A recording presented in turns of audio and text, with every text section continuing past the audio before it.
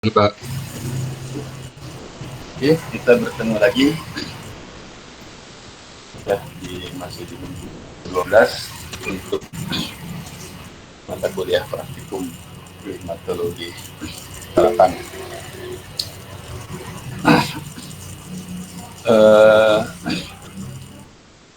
Nanti kita masih coba mereview tentang indeks kenyamanan iklim terkait dengan pariwisata. Tapi sebelum itu, gimana evaluasi untuk tugas sudah sejauh mana dan kira-kira bisa diselesaikan sebelum UAS? Ada yang ingin berkomentar? Silakan. Izin Pak, untuk tugas sendiri insya Allah bisa diselesaikan hingga sebelum UAS. Kalau untuk progresnya sendiri mungkin beda-beda Pak tiap orangnya.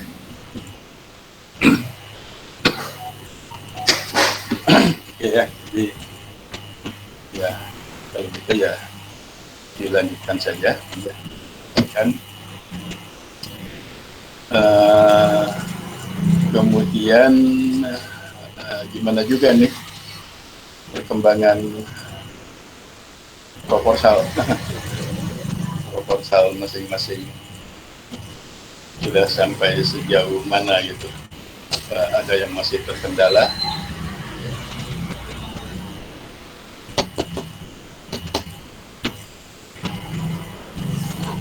Izin Pak, sudah ada yang sampai bab 3 metode penelitian Pak.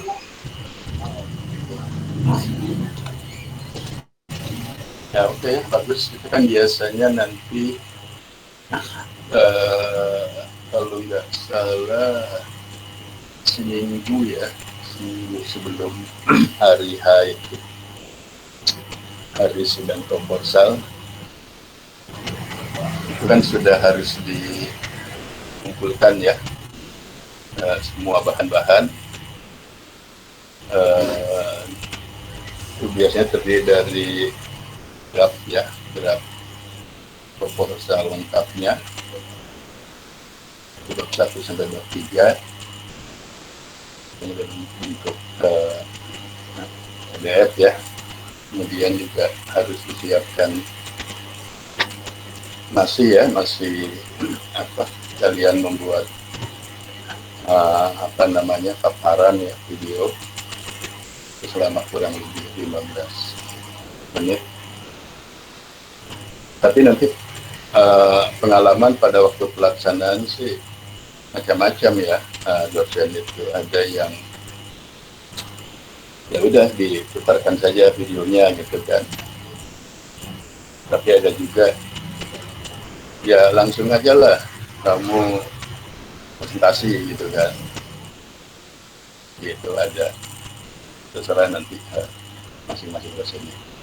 Tapi mungkin kalau untuk persyaratan administrasi ya itu tetap dibuat.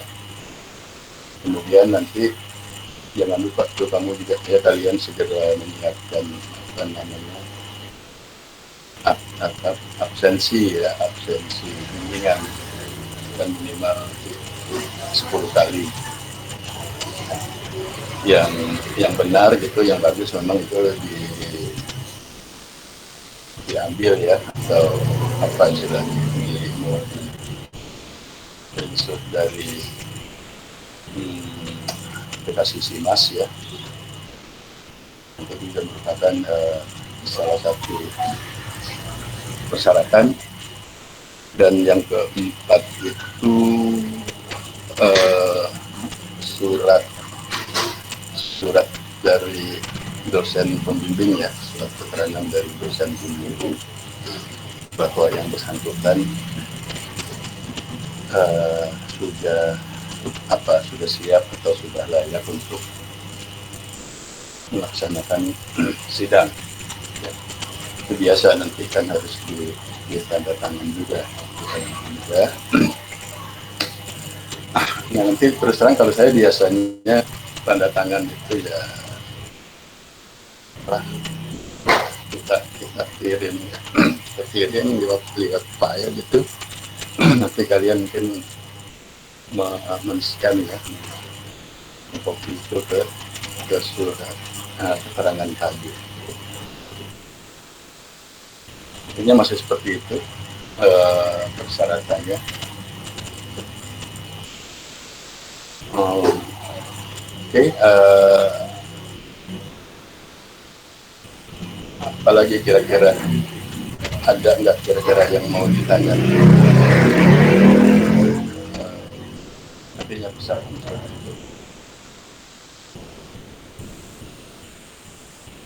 Dan mungkin ada beberapa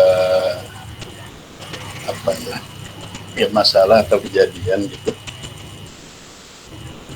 Kadang-kadang narasi proposal itu ya secara itu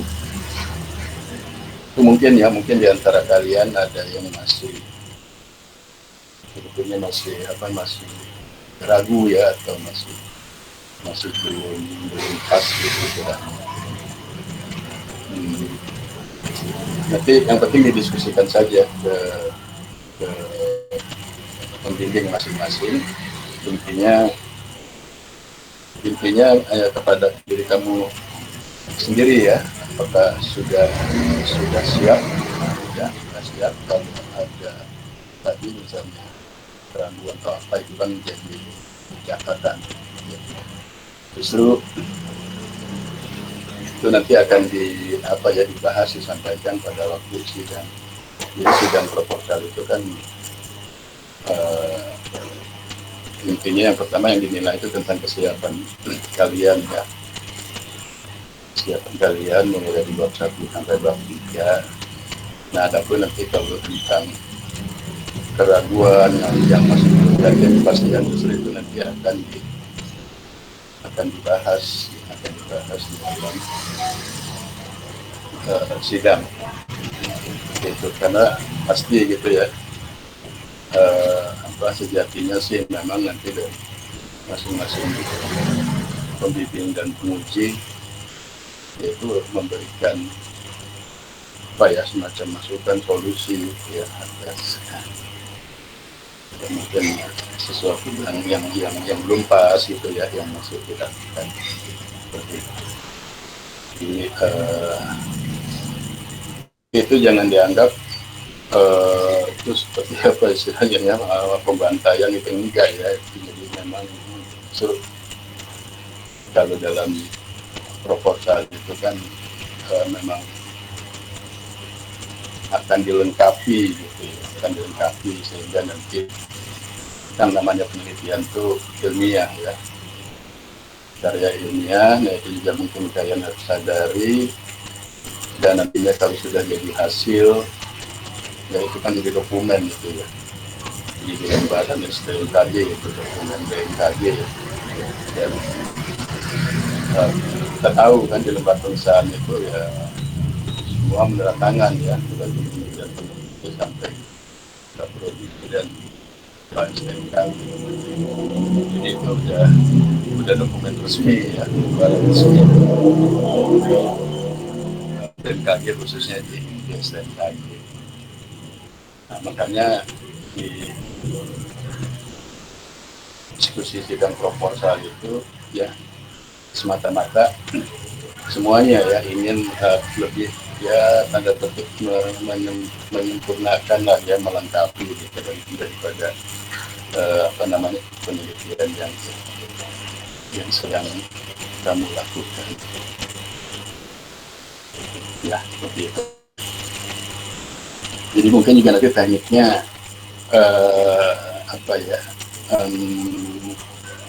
penyampaiannya itu tekniknya memang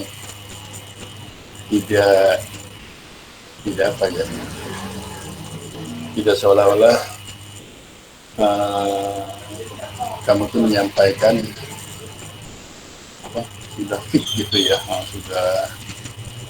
sudah oke ya. Justru cara penyampaiannya itu kalau bisa ya memang kalau masih ada keraguan gitu ya, atau ya memancing gitu ya untuk meminta masukan-masukan tambahan-tambahan dari para penguji maupun pembimbing. Jadi intinya sebetulnya itu ya. Yang beda mungkin nanti kalau sudah di hasil ya, di hasil skripsi, namanya kan itu sudah hasil ya, tentu ya kalau di situ ada perdebatan segala macam ya wajar karena memang sudah hasil ya, kan kadang-kadang juga hasil itu tidak seperti yang diharapkan pada saat proposal ya.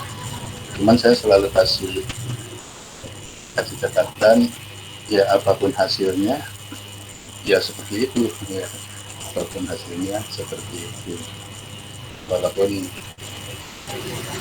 pada saat di proposal itu ya mengharapkannya seperti apa gitu ya, nah, hasilnya tidak seperti yang kurang seperti yang diharapkan, itu nggak apa-apa, justru di situ ya, di hasil itu yang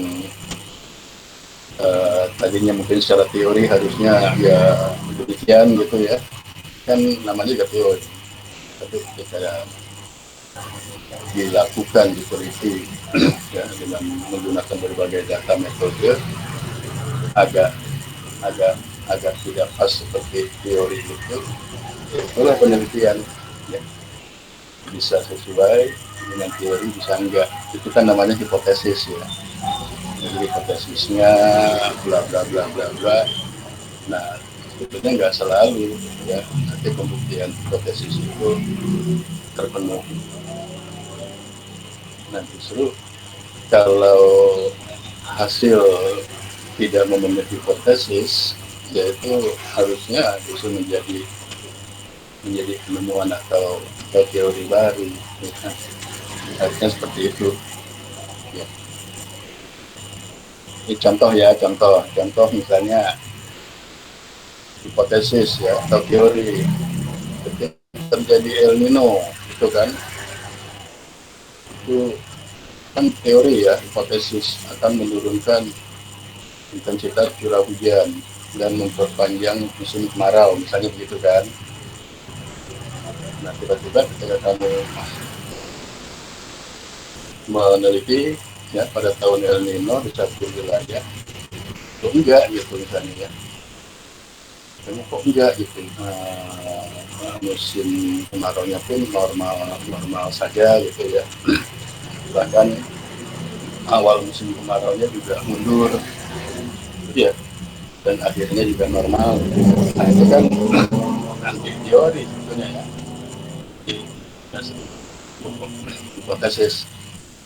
Nah, itu dimungkinkan ya, dimungkinkan karena kan kalau secara teorinya El Nino oke ya, secara teori seperti itu ya, dengan perubahan dinamika atmosfer ya, siklus harganya segala macam itu memang wilayah Indonesia cenderung udara itu turun gitu kan. Nah, tapi kan belum dilihat misalnya suhu muka laut di wilayah perairan Indonesia, belum lagi dilihat dipol. Itu pernah ada kejadian, ada Nino, teorinya, hipotesisnya suhu muka laut di Indonesia dingin, biru, dan dipol positif, tapi ternyata kan enggak ya, ada kejadian Nino, suhu muka laut di Indonesia hangat, panas gitu. Nah, sehingga itu tidak memberikan dampak dampak kering yang signifikan gitu. Nah, itu kan bisa tuh terjadi seperti itu. Itu contoh saja ya, yang paling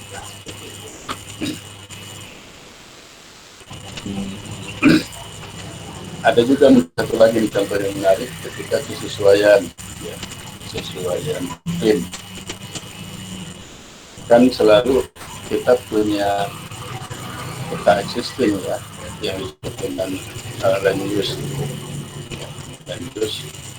apalagi kalau ada dilengkapi ya, kalau apa namanya bicara tentang kesesuaian itu kan biasa ya, kesesuaian satu komoditas, misalnya ada kebetulan juga tentang persebaran komoditas ya. Ternyata setelah dihitung dari kesesuaian ya agropreneur itu kok nggak sama gitu ya, nggak sama persis ya, itu kan bisa ya, bisa terjadi. Nah itu nanti ya itu harus dilihat ya, karena ya contohnya kalau tadi bicara hujan di Indonesia itu harus dilihat Pasifik, Samudra Hindia dan Indonesia sendiri. Kalau komoditas ya itu juga kan nggak hanya dari iklim ya, suhunya cocok, perubahannya cocok, apa namanya ekspornya tinggi gitu, kan masih ada lagi ya, mungkin pertama ya faktor tanah, kedua juga intervensi teknologi pertanian ya. Jadi di existing ya, mungkin nanti kamu baca penelitian dari instansi kebetulan yang berwenang gitu ya. Nah, dia sudah menambahkan teknologi pertaniannya ya. Dia kamu itu kurang sesuai atau tidak sesuai, ternyata kok itu dikembangkan bagus gitu ya, lahan itu untuk komunitas tertentu itu. Nah itu salah satunya intervensi teknologi, dalam hal ini teknologi pertanian kan banyak ya, itu teknologi pertanian tuh ya mulai dari apa namanya bibit ya, kalau untuk tanaman sendiri